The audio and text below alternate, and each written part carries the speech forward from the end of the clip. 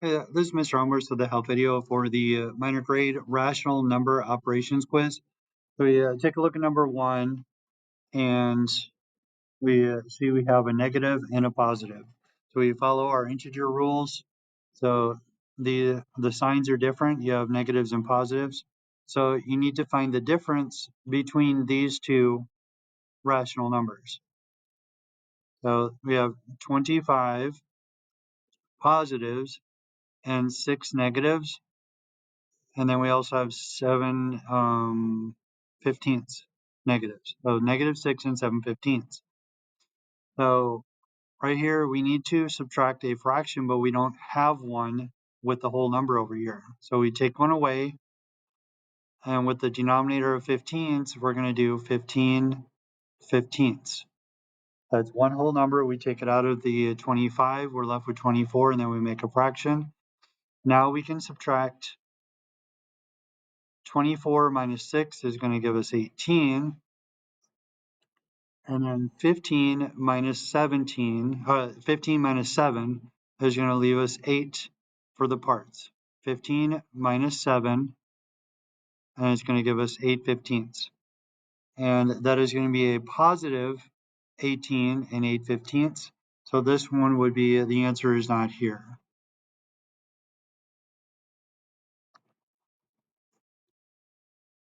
For this next example, we have 4 and 5/6, and we need to subtract 7 and 1/4. So first we're looking at this. 4 minus 7 is going to give us a negative. But now let's go over and look at the fractional values. So we got 6 times 2 would give us 12. And 4 times 3 would give us 12. So we find a common multiple between those two. So 4 times 3 and 1 times 3, 6 times 2 and 5 times 2. So we got 10 twelfths, and then we have 3 twelfths. Now we're going to find the difference between these two. Because these are positive, 4 positives and 7 negatives, we need to find the difference between the positives and negatives.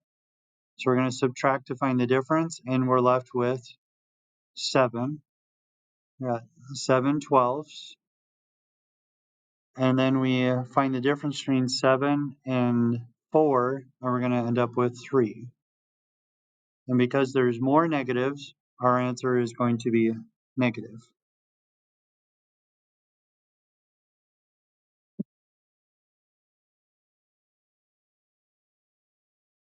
Continue on with number 3. We have -3/4, and we have +1/2. Because these are opposites, negatives and positives, they're different, so we're going to find the difference. But before we find the difference, we need to check and see what the denominators are. Here we have 2 and 4. If we multiply this by 2, we can get fourths. So 1/2 is going to be 2/4, and then we have 3/4. Now that we have common denominators, we can find the difference between the two. We subtract, we're left with 1 out of 4. So we go back to see which one we had more of. We had more negatives, so our answer would be negative.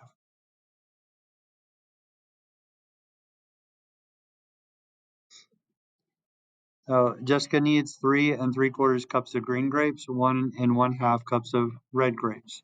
How many cups of grapes does she need for her desserts?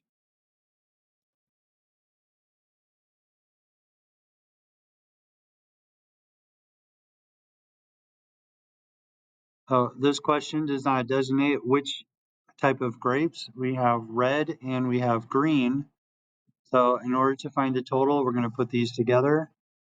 So I got 3 3/4 and 1 1/2. Okay, so we're going to add these up. We have 3 plus 1 is going to give us 4. and convert this one to a common denominator. Here we have 3/4 and we have 2/4. So we add these up, numerator plus numerator, we're going to end up with 5/4.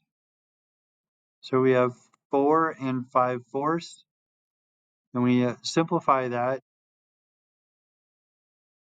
divide by 4, we're going to end up with one whole number. We're going to end up with one whole number and then 1/4 left over. Put your whole numbers together, we're going to end up with 5 and 1/4 cup of total grapes.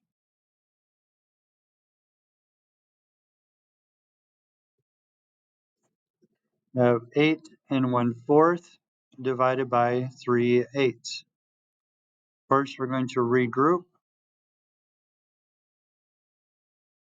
We're going to multiply and then add. 4 times 8 is 32. We add that into the numerator, so now we have 33/4. And then we're going to do keep, change, flip, multiply by the reciprocal.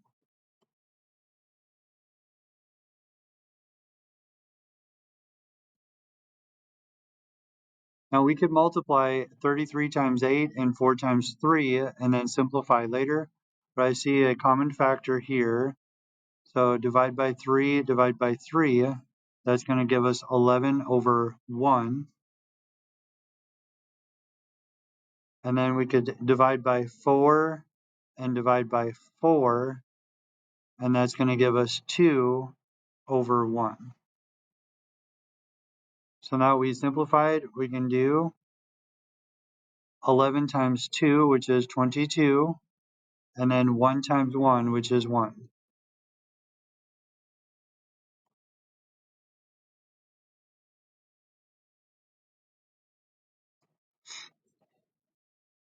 So Mr. Atkins has 5 and 2,500 pounds of dry fish food. It's equal to the amount in 3 containers. How much will be in each container? So it looks like we have to find out what the each is. We have 5.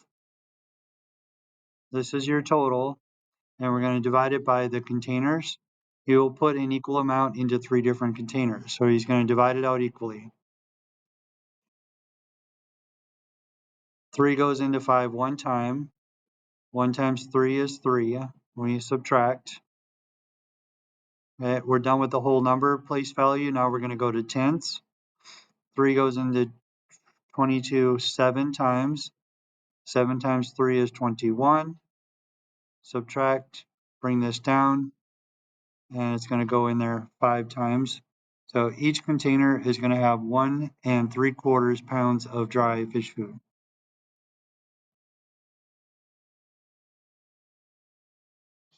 We have our first number here, -5/6, and we're subtracting 1/4, which means you're adding -1/4.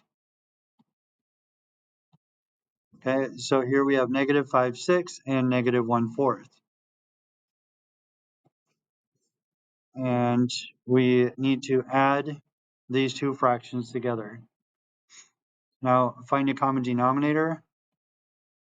I believe this is going to be 10/12. And then we have 3/12.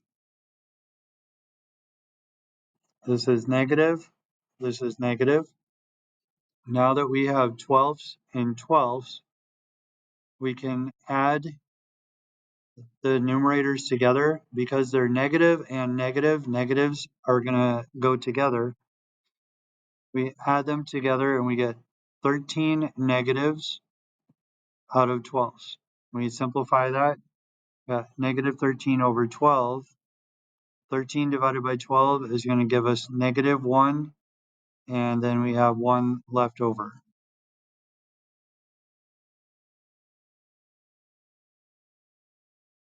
Mr. Science purchasing 2.2 2 pounds of meat. How much change should you receive after you give the cashier $20? So first we need to find the total amount purchased. Multiply the pounds times the cost. First, 2 times 8 is 16, and then 2 times 2 is 4, plus 1 is 5. We're done multiplying the tens place value, so we cross it out. And we have another 2, so it's just going to be the same numbers. Add it up. So we have 2 decimal place values, 1, 2, put it into your answer. And so then we move on to step 2. We give them $20, and we pay $16.16, and we need to see what's left over. It's going to borrow going across the board. 10, we took away 1 from the 10 here, so now it's 9, and then we took away 1 from 20, and we're left with 19. Bring your decimal down into your answer, so you should end up with $13.84.